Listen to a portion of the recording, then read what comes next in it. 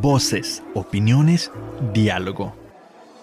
Eso es Interacción Humana. Un espacio donde el compartir los puntos de vista de la psicología es prioridad. Conoce todo lo relacionado a los ámbitos sociales a través de Interacción Humana por Ibero TJ Radio.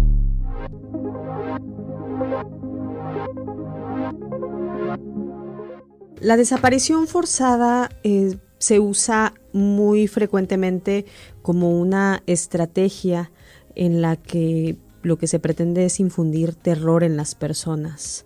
Se busca esa sensación de inseguridad y esta práctica pues no solamente se limita a las personas que han desaparecido, sino también a los parientes próximos, a la comunidad y al conjunto de la sociedad.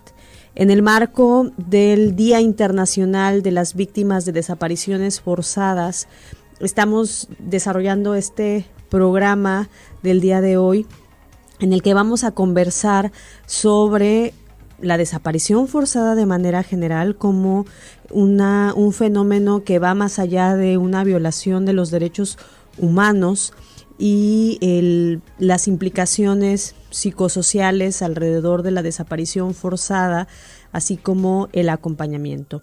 Para conversar en esta emisión especial tenemos como invitada a la coordinadora del área de incidencia de la Universidad Iberoamericana Tijuana, aquí de nuestra casa, que nos acompaña, Anel Ortiz.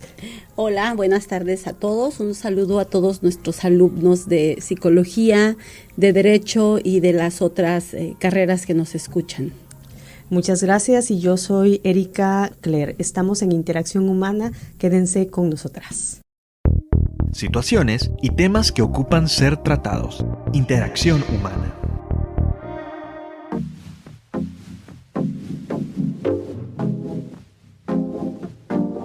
Gracias por seguir con nosotras en este programa de cada miércoles, Interacción Humana, y quisimos dedicarlo, como lo dije en la introducción, al pues no dejar pasar este día tan importante para la visibilización del fenómeno social que ocurre, que es el Día Internacional de las Víctimas de Desapariciones Forzadas. Nosotros tenemos dentro de este fenómeno el hecho de que pues a la fecha existen 104,000 desaparecidos en nuestro país.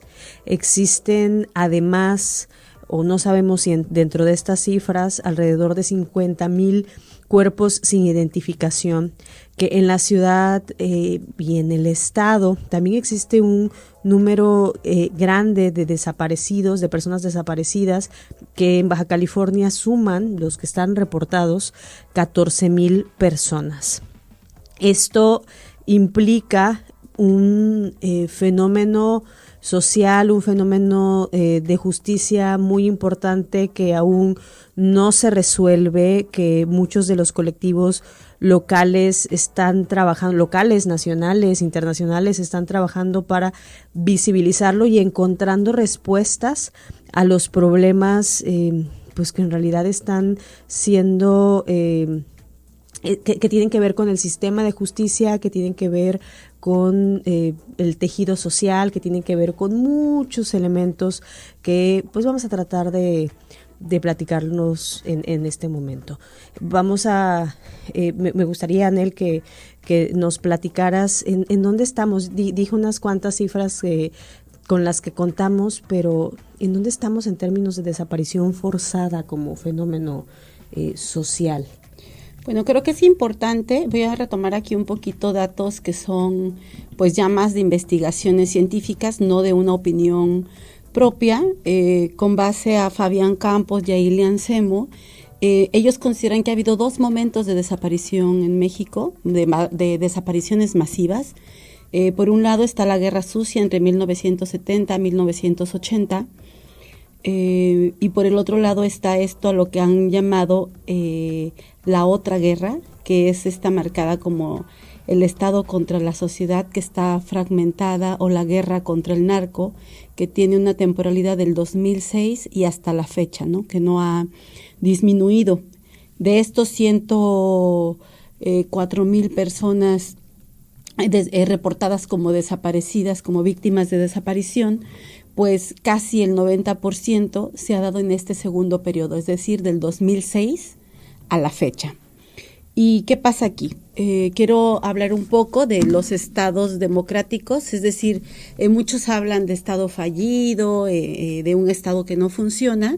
El Estado de Derecho lo conocemos nosotros como un Estado en el cual hay una vigilancia efectiva por parte del orden constitucional, por parte de leyes estables, de la ejecución y de la igualdad, de la impartición de justicia y seguridad para todos. Eso sería como lo ideal en un Estado de Derecho.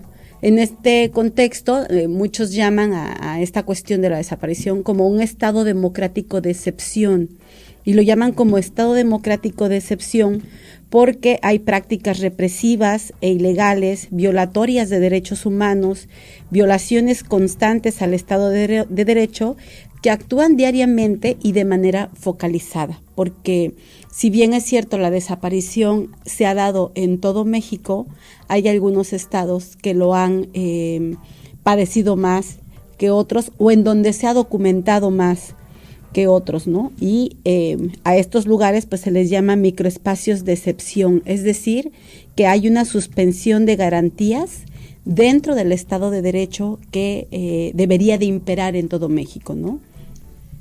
Y es un pues fenómeno ¿cómo se dice?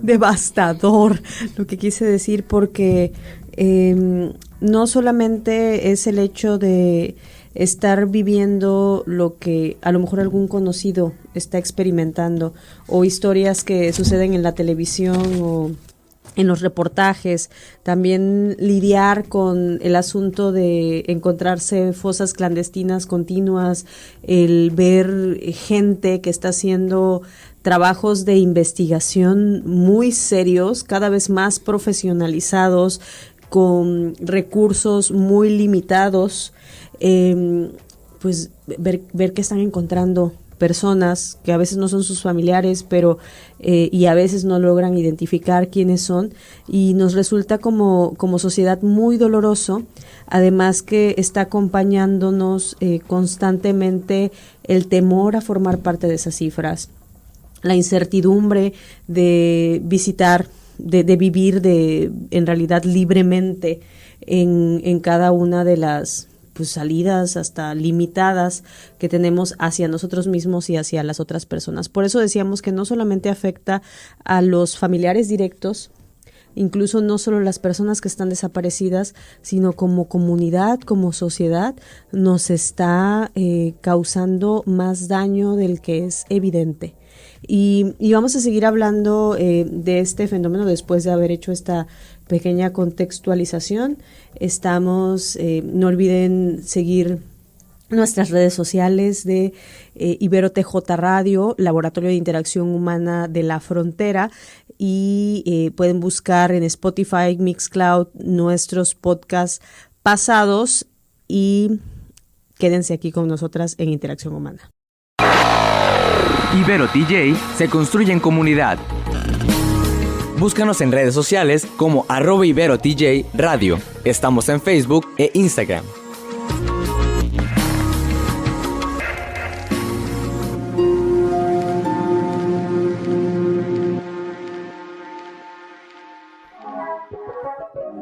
Desarróllate y crece como persona. Continúas en Interacción Humana.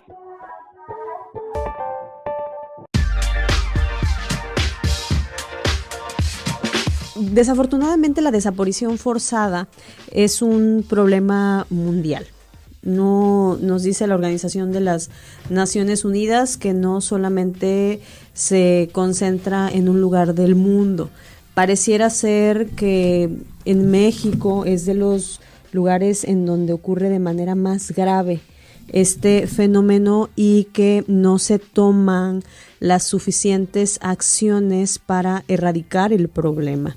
Hay situaciones muy complejas, esto desde una mirada externa nos dice las Naciones Unidas, tiene que ver con conflicto interno, a veces como un método de represión política hacia quienes están en contra, pues, del gobierno en turno, o como en el caso de nosotros, una serie de factores que sería difícil señalar que es únicamente el narcotráfico el que está causando las desapariciones, o es la persecución a los defensores de los derechos humanos lo que está causando las desapariciones, el uso de los estados contra el terrorismo como excusa, o en general la impunidad por la práctica de la desaparición forzada, o a veces hasta la complicidad. Entonces, es muy complejo en nuestro país.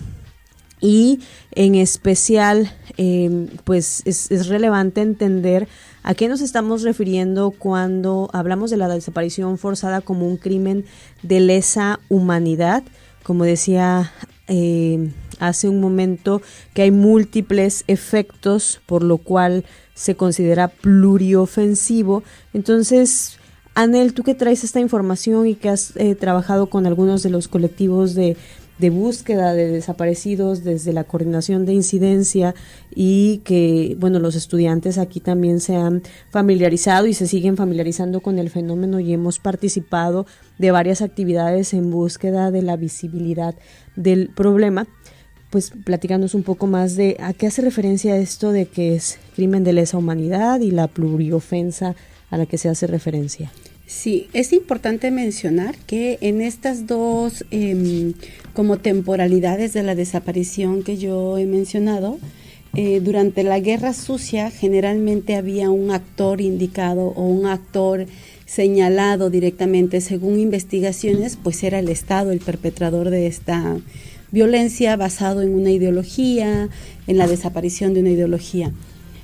Sin embargo, una de las diferencias que han notado es que en este momento, en la actualidad, quienes ejecutan esta desaparición forzada, pues son personas pues del común, ¿no? Pueden ser autodefensas, pueden ser también milicias privadas, grupos parapolicíacos, paramilitares, militares, policía, etcétera. Es decir, los actores que cometen la desaparición, pues ahora son muy variados, no están tan señalados, y por eso justamente estamos hablando de un delito de lesa humanidad, ¿no? Porque hay actores que pertenecen en algún momento al Estado. Estos delitos de lesa humanidad se caracterizan, pues, número uno, porque son delitos múltiples, es decir, en la desaparición forzada encontramos que hay una privación de la libertad, que hay un probable secuestro, que no, pues el derecho a la vida en algunas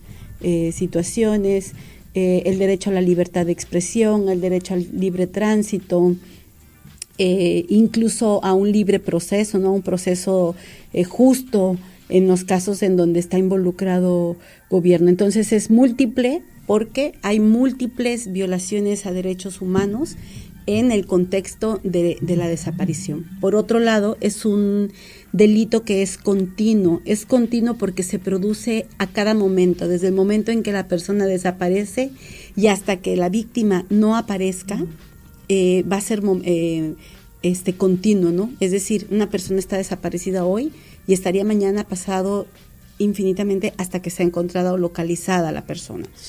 Es imprescriptible. Hay algunos delitos que prescriben después de 1 año, 2 años, 5 años. En algún momento tú pones la denuncia y esas denuncias prescriben. En el caso de la desaparición forzada, no. Son delitos que son imprescriptibles hasta que se localiza a la persona.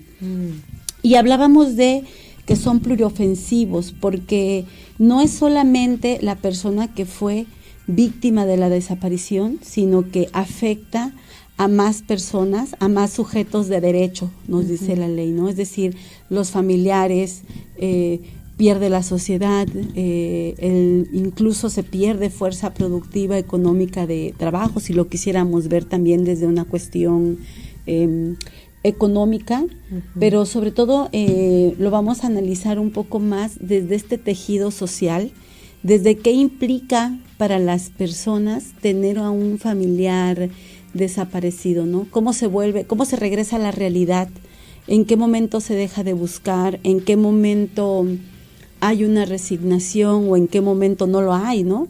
Porque pues finalmente no existe la certeza, lo que te rodea es la incertidumbre. ¿Tenemos más o menos algún estimado de cuántos colectivos de búsqueda existen?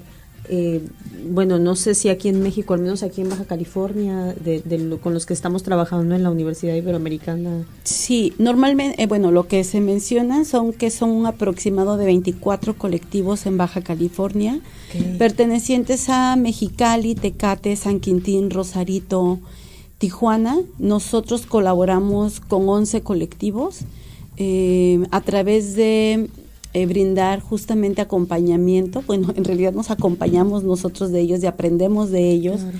También porque, como bien señalabas hace un momento, pues ellos han adquirido una práctica y un conocimiento a partir de la búsqueda, ¿no? Hasta se han dotado, profesional, ¿no? Profesional, sí, han profesionalizado varias cosas, entre ellos también hay organizaciones nacionales como Elementa, Derechos Humanos, que da otro tipo de capacitación y de acompañamiento. Nosotros trabajamos con 11 colectivos, de quienes nos hemos acompañado y de quienes hemos aprendido y con quienes hemos pues colaborado también en la medida de nuestras posibilidades. Fíjate que una de las cosas que me gustaría platicar que tiene que ver con la participación tanto con los colectivos como de organismos internacionales y también con personas profesionales que han acompañado a los colectivos, es esta capacitación que tuvimos hace 2 años aquí con estudiantes de psicología y otra fue destinada para los colectivos sobre acompañamiento a familiares de víctimas de desaparición. Vamos a platicar de eso después de este corte y explorar un poquito cuáles son esas diferentes áreas en las que requieren acompañamiento, que han recibido acompañamiento y cómo lo viven las familias desde la parte del desgaste hasta la fuerza que adquieren con el acompañamiento pues bajo la misma causa, ¿no? Están en Interacción Humana, estamos hablando sobre desaparición forzada y sus implicaciones psicosociales. Quédense con nosotras. Ibero TJ Radio, una emisora de la Universidad Iberoamericana Campus Tijuana, transmitiendo las 24 horas desde Avenida Centro Universitario 2501 en Playas de Tijuana, con formas innovadoras para la creación de productos radiofónicos, voces que buscan conversar contigo. Escucha la diversidad de sus voces y únete a esta conversación. Ibero TJ Radio es la alternativa.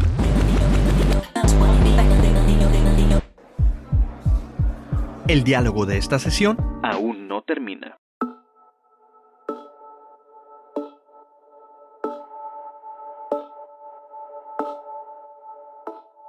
Muchas gracias y gracias, Anel, por acompañarnos en este programa especial.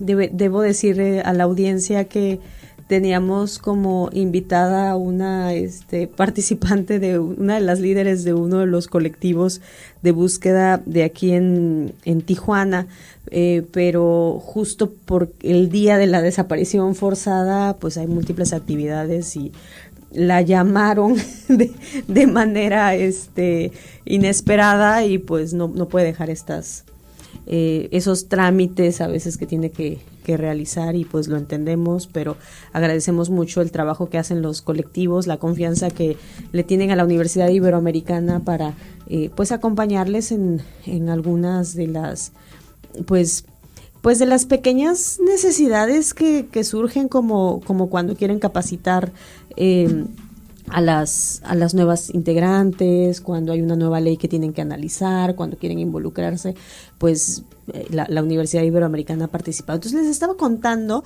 de que hace 2 años tuvimos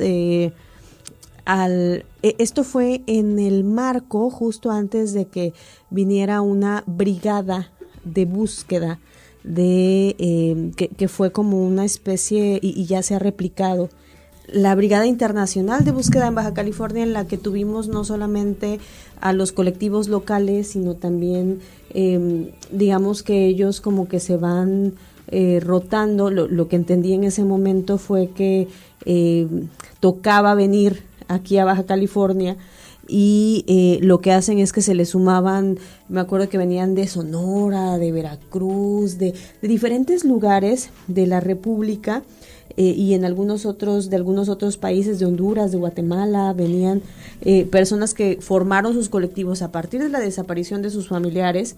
Empezaron a adquirir técnicas de búsqueda, y lo que quieren es acompañar a otros familiares también, pues así como suena, ¿no? Para hacer montón de mano de obra, excavar juntos, me acuerdo mucho de, por ejemplo, la búsqueda en vida, de ir a centros de rehabilitación, porque aquí en Tijuana también han hecho hallazgos, localización de personas desaparecidas que acaban en las decenas de centros de rehabilitación que existen aquí en el país, y pues las decenas de fosas y las canalizaciones en las que a veces suena muy feo, pero se arrojan cuerpos así de personas como si fueran pues algo no valioso para quienes, pues no lo sabemos, porque es parte de la impunidad.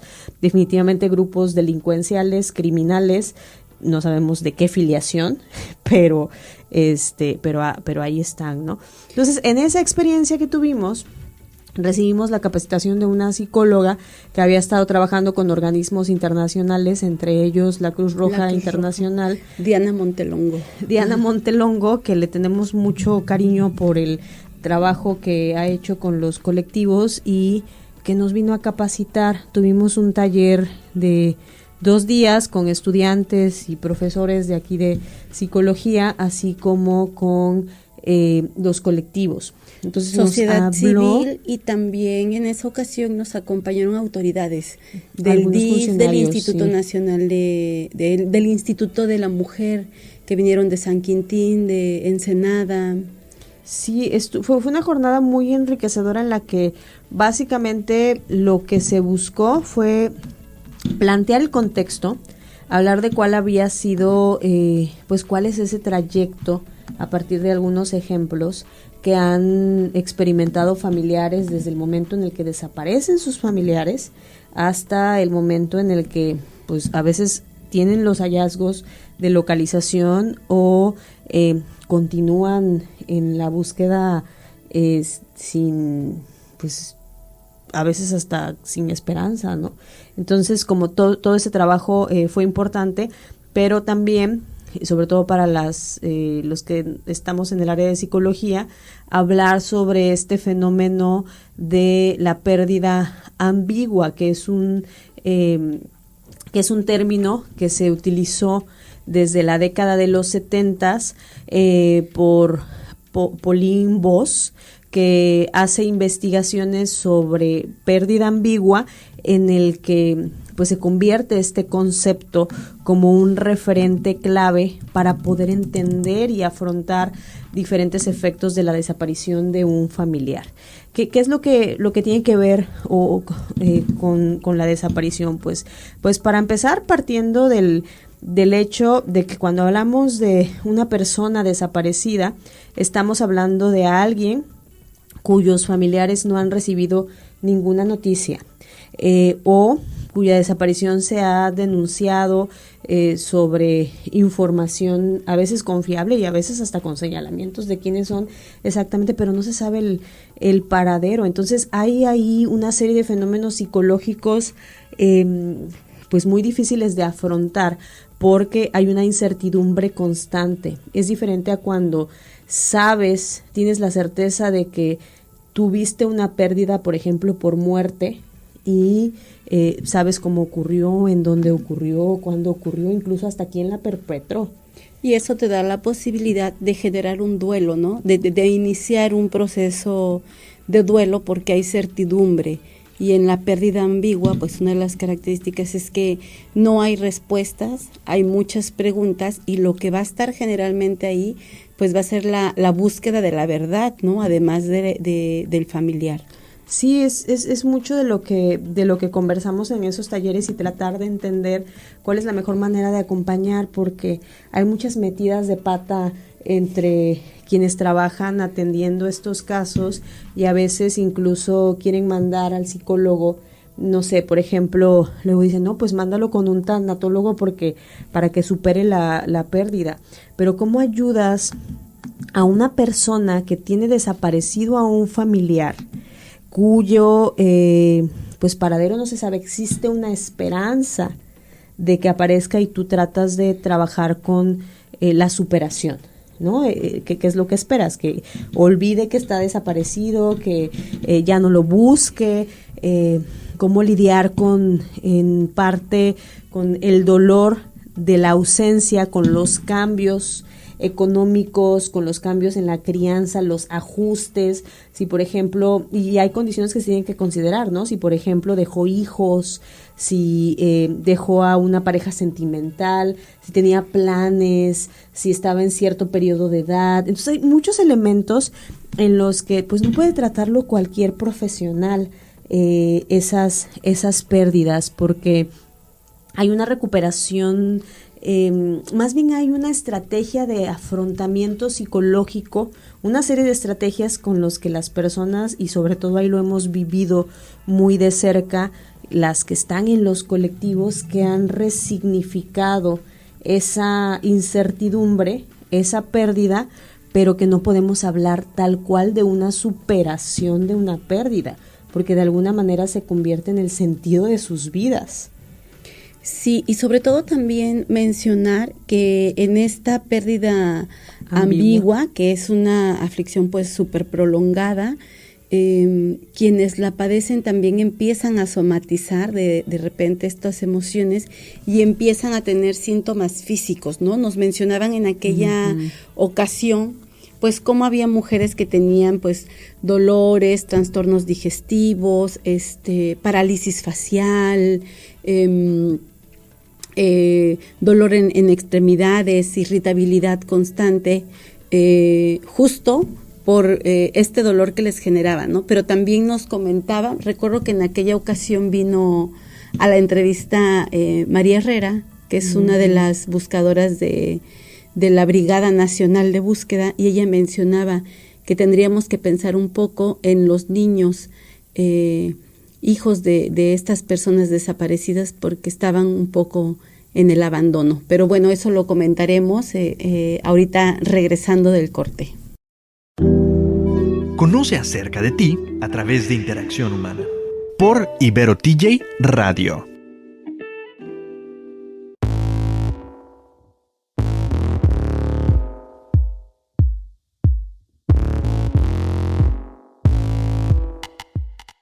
Muchas gracias por seguir con Anel Ortiz, nuestra invitada, parte de la casa de Interacción Humana, encargada de incidencia aquí en la Universidad Iberoamericana Tijuana, con quien estamos platicando sobre el fenómeno de la desaparición forzada y sus implicaciones psicosociales. Aquí estábamos hablando sobre la pérdida ambigua, que no hay duda que tiene que ver con todo un trastorno a los familiares directos, y también de manera indirecta a la comunidad y a la sociedad en general, porque es una incertidumbre constante. Y en términos psicológicos, a los familiares, a las personas, pues a los seres queridos de las personas que están desaparecidas, pues esta incertidumbre genera estrés, genera somatizaciones, independientemente del tiempo que pase. Decíamos hace un momento que depende también de las condiciones contextuales en las que ocurre la desaparición, y también el rol que desempeñaba dentro de la familia. No podemos hablar de el mismo efecto que tenga tal vez una persona que desaparece y que estaba en proceso de crianza de un pequeño, a quien tal vez ya no vivía con sus familiares, y aunque resulta doloroso, es otro el proceso que se vive, pero es importante entender esta subjetividad con la que lo puede experimentar las personas que están alrededor, o en un contexto en el que hay un valor muy fuerte sobre la relación madre e hijos, y aquí vienen los casos de las mujeres, de las madres de Argentina, en el que las abuelas de mayo, que vemos toda la pues la energía, el rol que ellas depositan, o sea, trasladan hacia una causa que tiene que ver con encontrar a sus hijos, ¿no? Y envejecen en esta búsqueda y continúan en la lucha, pero asumiendo también esta posición de la que protege, pues no queda de otra, es la madre, ¿no? Entonces hay que entender estos contextos para poder atender a las personas, poder acompañar a los colectivos y seguir capacitándonos en esto que se asume como un dolor sin final, que no necesariamente tendría que ser así. También quisiera mencionar un poco que que hemos visto la desaparición también como un problema de otros, un problema que le pasa solamente a personas que están en malos pasos, y ahí hay una criminalización, ¿no?, hacia esta parte de la sociedad, que es parte de lo que nos narran un poco social, ¿no?, las madres que están buscando o quienes están buscando a sus familiares, que hay como también una doble carga ahí de se desapareció porque no eras buena madre y entonces no le cuidaste bien a tu hija, hijo, etcétera, o andaba en malos pasos y por eso es que ya no está. Y una revictimización constante también, justo porque nadie está preparado para poder atender estos casos. Recuerdo que Diana Montelongo nos hablaba mucho de el tiempo del que hablamos, ¿no? Nosotros tendemos a pensar, quien no tiene un desaparecido tiende a hablar siempre en pasado, a decir, era un joven, o era muy jovencito, era muy buena persona, cuando le estamos dando a entender a la otra persona que tiene quizás a un desaparecido. El hablar en pasado es asumir que ya no está vivo, y ahí estamos revictimizando, ¿no?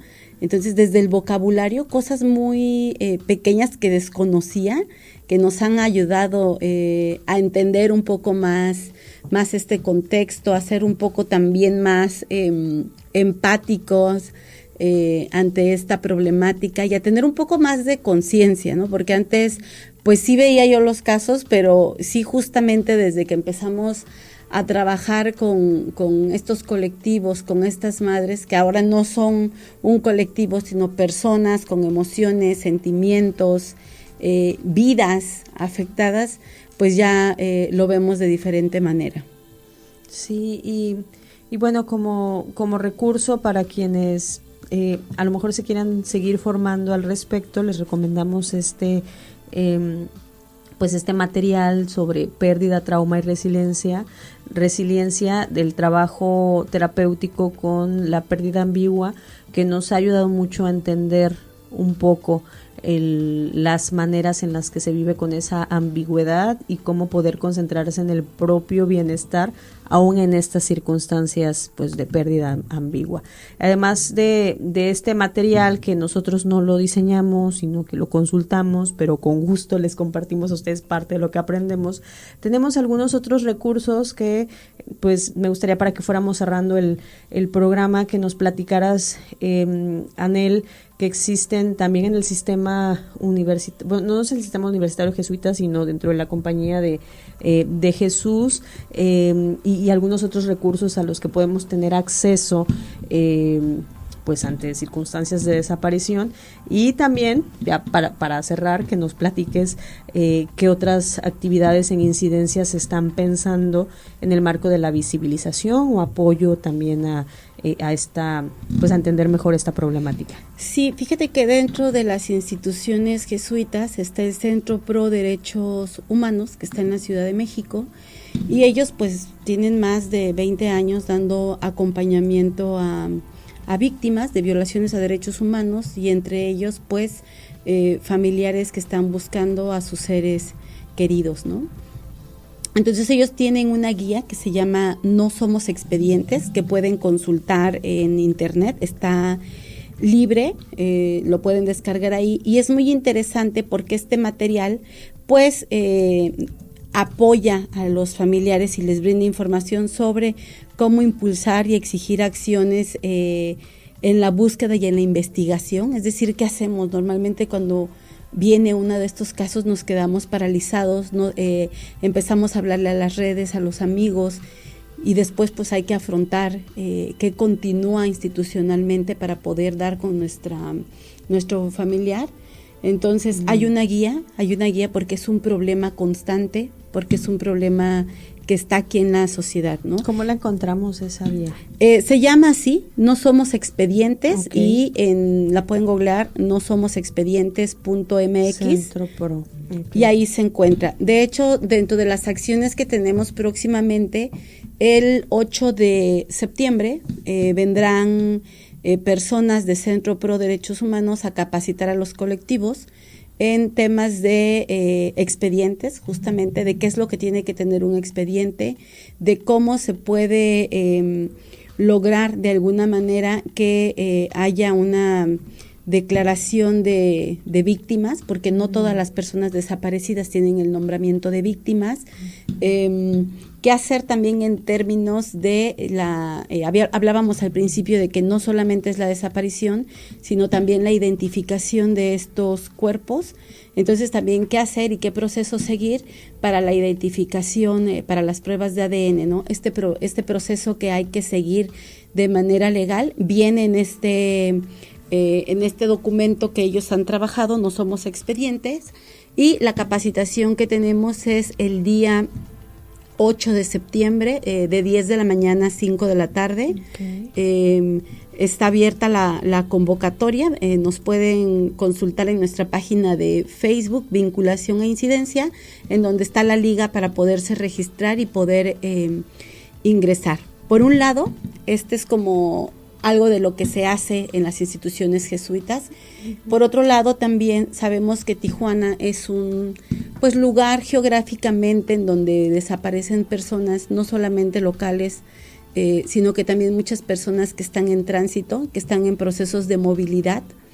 Y en ese sentido, a través del sistema jesuita a refugiados, el día 4 de septiembre vamos a presentar la guía, ¿no? Esta guía de búsqueda para personas en situación de movilidad. Okay. Va a ser presentada, se va a presentar vía Zoom. También a las 12 del día lo pueden seguir, lo pueden transmitir, seguir la transmisión, también en la página de Vinculación e Incidencia.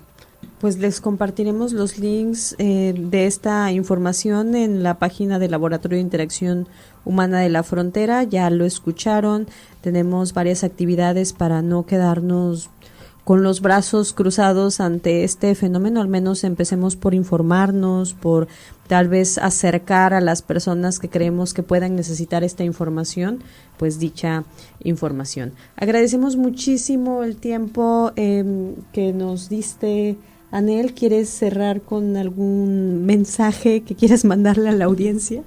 Sí, quería mencionar una herramienta de la cual, si bien no pertenece a la Compañía de Jesús, sí pertenece a muchas de las acciones que otros colectivos grandes o que otras fundaciones grandes están haciendo.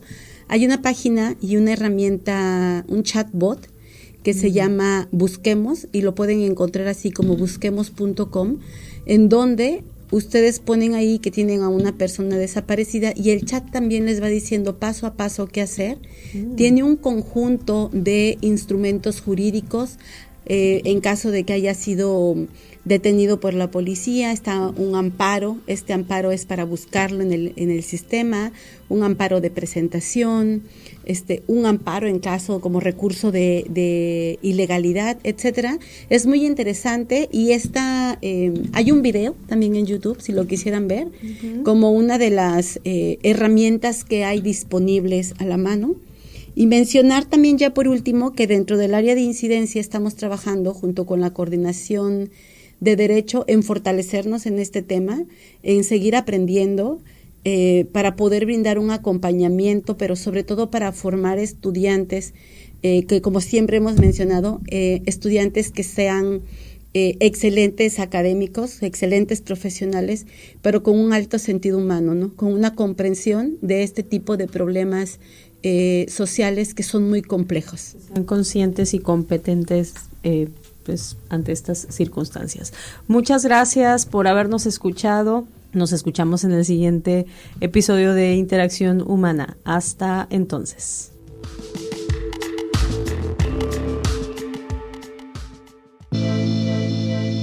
La mesa de diálogo ha llegado a su fin, pero los temas aún no acaban. Disfruta además de estos contenidos en la siguiente emisión de Interacción Humana. Sintoniza solo por Ibero TJ Radio.